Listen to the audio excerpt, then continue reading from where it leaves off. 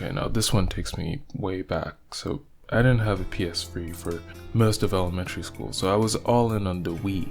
Mario Kart Wii specifically was my domain, but a lot of my classmates were deep into Call of Duty. The peer pressure set right in, and I convinced my mom to get me Call of Duty 4 Modern Warfare Reflex Edition.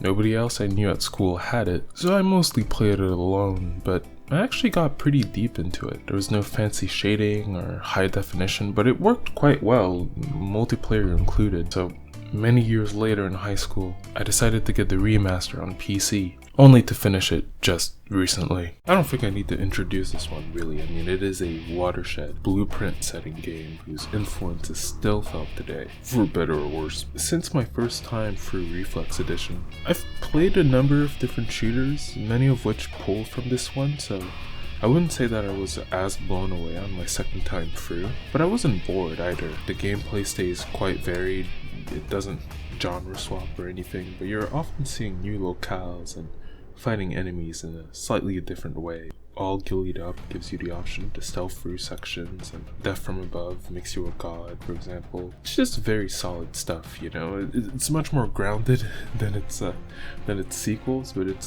still very much a computer game. You know, you have your set pieces, they get really crazy, and the story is a straightforward, to-the-point adventure about good and evil. The multiplayer on the remaster is pretty tight from the one match I played, but it's largely a ghost town at this point. Not too much to say about this one, really. It's just such a bread and butter shooter. Modern Warfare 2 is still very much my favorite Call of Duty, but Modern Warfare 1 is still an essential game to play. Whichever version you choose, I recommend Modern Warfare very much.